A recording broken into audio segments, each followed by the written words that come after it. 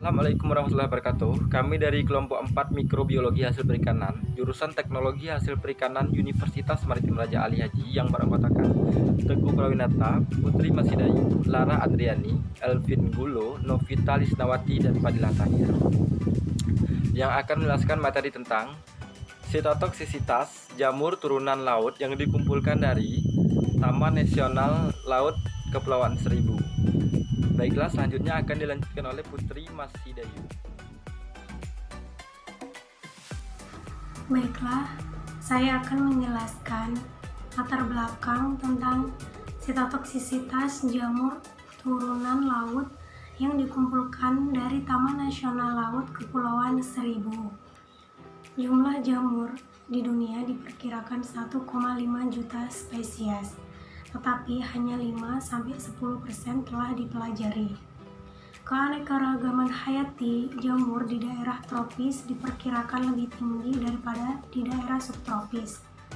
Keanekaragaman hayati laut Indonesia adalah salah satu yang tertinggi di dunia, termasuk keanekaragaman hayati mikroba. Keanekaragaman jamur yang tertinggi di Indonesia karena lingkungannya yang lembab dan suhu yang mendukung pertumbuhan jamur. Sekitar 200.000 spesies jamur diperkirakan ada di Indonesia. Studi telah menunjukkan bahwa metabolit sekunder yang diperoleh dari jamur laut memiliki struktur kimia yang beragam, di mana 70-80% diantaranya memiliki aktivitas biologis yang menarik.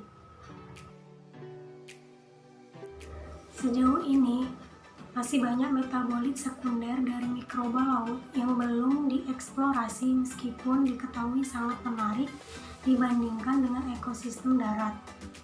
Penemuan produk alami seperti untuk obat anti kanker umumnya dilakukan dengan screening sitotoksisitas menggunakan garis sel kanker. Penggunaan garis kanker dalam keanekaragaman hayati obat anti kanker memiliki beberapa keunggulan, seperti mudah ditangani, cepat, berulang, dan juga memiliki replikasi tanpa batas. Salah satu sel yang paling banyak digunakan dalam screening sitotoksitas adalah sel T47D, Human Ductal Carcinoma.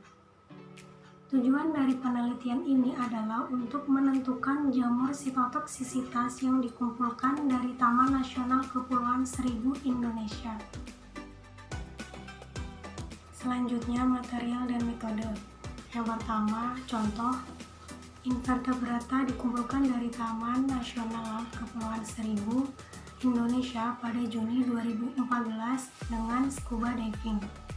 Sampel spons dibilas dengan air laut steril, kemudian dimasukkan ke dalam kantong plastik steril dan segera diawetkan pada suhu dingin. Semua sampel disimpan pada -20 HC. Baik, terima kasih. Saya akan menjelaskan lanjutan dari material dan metode. Nomor 2 yaitu isolasi jamur. Isolasi jamur dari inang dilakukan dengan menggunakan media mal eksternal agar atau MEA yang mengandung 0,3 derajat persen dan ekstramal ekstra ragi 0,5%, pepton dan 1,5% agar. Metode isolasi dilakukan menurut Kejer 2010. Untuk meminimalkan kontaminasi, permukaan inat disprot dengan etanol 75%. Kemudian aseptik spons dipotong menjadi 2-4 mm dalam ukuran. Potongan ditempatkan ke dalam cawa petri yang mengandung media MEA. Cawa petri diinkubasi pada 27 sampai 29 Celcius selama 3-7 hari. Setiap jamur yang tumbuh dipindahkan ke cawa petri baru berdasarkan bentuk, warna sifatnya. Proses isolasi dilakukan sampai diperoleh stray murni. Ketiga yaitu budidaya jamur. Masing-masing stray jamur kemudian dibudidayakan dalam kaldu estermal atau MEP yang mengandung 0,3% estramal, estraragin, dan pepton 0,5%. Tujuannya ini setiap jamur yang menutupi permukaan cawak petri yang diinokulasi secara aseptik dipotong kecil-kecil 1 kali 1 cm kuadrat. Potongan-potongan ini kemudian dipindahkan secara aseptik dalam labu berisi 10 mili air milimeter media cair yang disterilkan dan dikubasi pada suhu kamar selama 2-3 hari. Setelah itu setiap setrai jamur yang tumbuh pada 100 ml media cair dipindahkan secara aseptik ke dalam labu berisi 100 mili air media cair yang disterilkan dan dibudidayakan pada suhu kamar selama 3 minggu dan di kondisi statis. Nomor 4 yaitu budidaya jamur yang dipilih. Jamur yang dipilih dipelihara pada agar estramal untuk menghasilkan ekstra yang cukup. Jamur dibiarkan dalam kultur cair statis media kaldu ekstra mal yang mengandung 0,3% estramal, estraragi 0,3%, pepton 0,5% dan air laut. Jamur dikultur atau labu 1 liter dan selama 3 minggu pada 27 Celcius sampai 29 Celcius.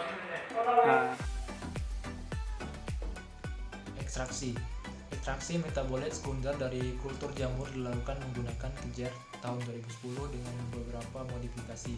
Pertumbuhan jamur dihentikan dengan menambahkan 100 ml etil asetat ke labu kultur dan dimeserasi sekitar 12 jam. Sel-sel jamur kemudian diganggu menggunakan sonikator atau sonic fibracell model CP33 selama 90 menit. Campuran etil asetat, miselium dan kaldu kemudian disaring menggunakan kertas saring. Filtrat kultur kemudian dipindahkan ke corong pemisah untuk pemisahan etil asetat dan fase berair. Fase berair diekstraksi kembali 2 kali menggunakan 100 ml etil asetat. Semua fase etil asetat dikumpulkan dan dipekarkan dengan menggunakan vakum rotary evaporator. Etil asetat yang tersisa dalam ekstrak kemudian dikeringkan dengan gas nitrogen untuk mendapatkan ekstrak kasar. Untuk kultur 1 liter, miselium dan kaldu diekstraksi secara terpisah. Miselium diekstraksi dengan menggunakan campuran metanol 1:1, sedangkan kaldu diekstraksi dengan menggunakan etil asetat. Sitoksisitas kemudian dilakukan menurut EBADA tahun 2008. Sel diinkubasi dalam atmosfer jenuh uap air yang mengandung 5% karbon dioksida untuk setiap lubang mikroplate dari 96 lubang yang berisi 100 suspensi sel 1,5 kali 10 sel ditambah 100 ml ekstrak jamur dalam berbagai konsentrasi dan fat kemudian diinkubasi dalam karbon dioksida inkubator pada suhu 37 derajat Celcius selama 24 jam. Setelah penambahan 100 ml larutan garam 4,5 dimetili 2 thiazolil 2,5 diphenil 2H terazolium bromida atau 0,5 mg per mililiter ke masing-masing sumber plat mikro. Plat kemudian diinkubasi selama 4 jam dalam kondisi yang sama di karbon dioksida inkubator. Ke masing-masing sumber plat mikro. Plat kemudian diinkubasi selama 4 jam dalam kondisi sama di karbon dioksida inkubator. Setelah inkubasi, kepadatan optik diukur pada 570 nanometer dalam pembaca lempeng mikro. Lalu kemudian hasil dan diskusi. Jumlah jamur laut yang diisolasi adalah 17 strain. Jamur ini diisolasi dari permukaan invertebrata laut yaitu bunga karang, acidia, dan karang lunak. Invertebrata ini diambil dari Pulau Kelapa dan Panggang, Taman Nasional Kepulauan Seribu. Semua jamur laut dibudidayakan pada 100 ml media MEP selama 3 minggu. Ekstraksi metabolik atau kaldu dan miselium dilakukan dengan menggunakan etil asetat. Ekstrak yang diperoleh kemudian diuji sitoksitasnya terhadap sel T47D dengan dosis 30 gram per ml. Selanjutnya itu uji sitotoksisitas menunjukkan bahwa ada 8 strain yang dapat menghambat pertumbuhan sel T47D. Persen inhibisi lebih besar dari 50. Itu strain jamur yang menunjukkan sitotoksisitas terbaik adalah MFP 270 yang diisolasi dari permukaan ascidian. Jamur laut MFP 270 kemudian dibudidayakan dalam kultur labu 3 liter, mengandung 1 liter media MEB. Setelah 3 minggu, biarkan dipanen, miselium dan kaldu diekstraksi secara terpisah. Uji sitotoksisitas menunjukkan bahwa ekstrak miselium memiliki sitotoksisitas yang kuat dengan IC50 nilai 28,3 mikrogram per mililiter dibandingkan dengan ekstrak kaldu IC50 nilai 645,5 mikrogram per mililiter. Fitur morfologi sel T47D sebelum dan sesudah diobati dengan MTT seperti yang dijelaskan dalam gambar 3. Pada tabel 1 ini yaitu proses strain jamur yang diisolasi dari KSMNP.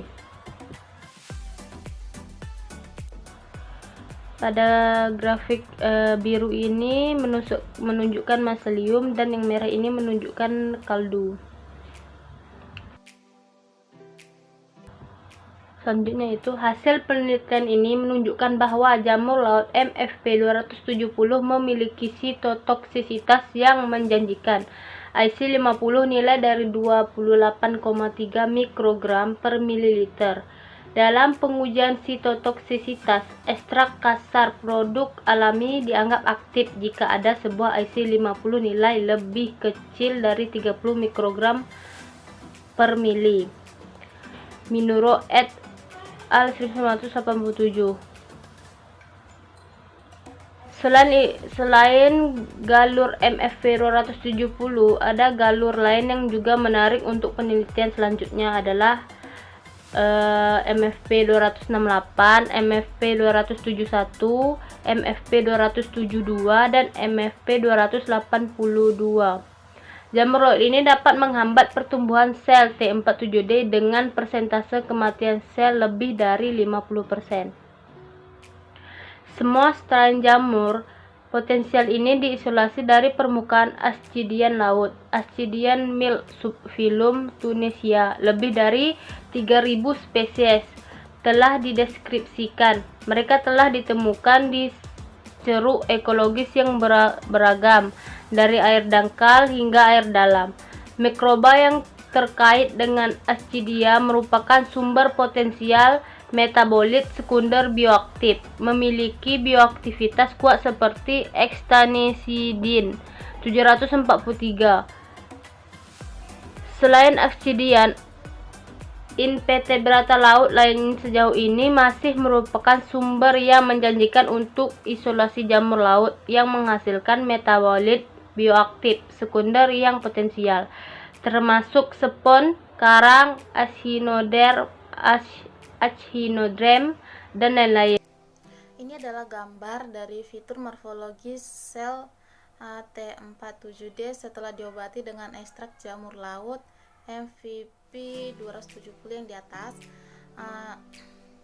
Yang di atas broad extra, bahasa Indonesianya itu ekstra jamur, miselium ekstra, bahasa Indonesianya ekstra miselium.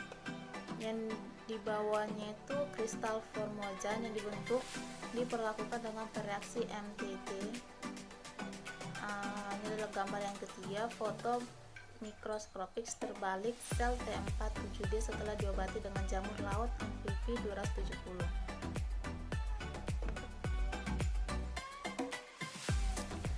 Aspergillus termasuk dalam filum Ascomycota.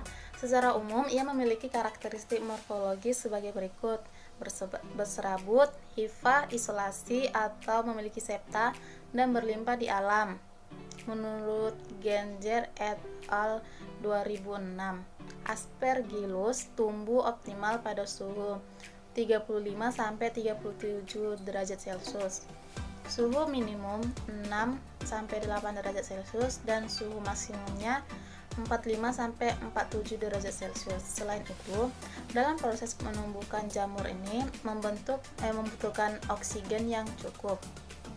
Dalam beberapa tahun, jamur laut yang berhubungan dengan spons telah menjadi sumber molekul bioaktif baru. Banyak metabolit sekunder dengan spektrum bioaktivitas yang luas yang telah diisolasi dari jamur yang terkait dengan spons, termasuk alkaloid, terpenoid, poliketida, dan peptida. Selain asidian dan spons, karang lunak juga merupakan inang potensial sebagai sumber keanekaragaman hayati jamur. Karang lunak termasuk dalam filum Cnidaria menurut Raimundo tahun 2018. Ini adalah gambar keempat koloni jamur laut MVP 270 di medium MEA dan fitur Micrococcotis B, pembesaran 200 kali. Sebagian besar metabolit sekunder bioaktif dari jamur laut diisolasi dari Aspergillus dan penicillin. Kedua genera memiliki toleransi yang kuat terhadap salinitas, tumbuh dengan cepat dan relatif mudah dari banyak substrat. Aspergillus dan penicillin diketahui memproduksi metabolit dengan berbagai macam bioaktivitas. Jamur laut dapat mengembangkan metabolit spesifik yang berbeda dari jamur terestrial dan karena mereka dapat hidup dalam kondisi lingkungan yang ekstrim seperti salinitas tinggi, tekanan, variasi suhu, persaingan dengan bakteri, virus, jamur lainnya. Kesimpulannya, secara keseluruhan dapat disimpulkan bahwa jamur laut Mycelium MFP 270 memiliki aktivitas sitotoksisitas yang kuat. Skala 10-20 L diperlukan untuk mendapatkan ekstra kasar yang cukup sehingga isolasi dan identifikasi senyawa yang bertanggung jawab untuk bioaktivitas dapat dilakukan. Sekian dan terima kasih. Kalau ada kata yang salah kami minta maaf. Assalamualaikum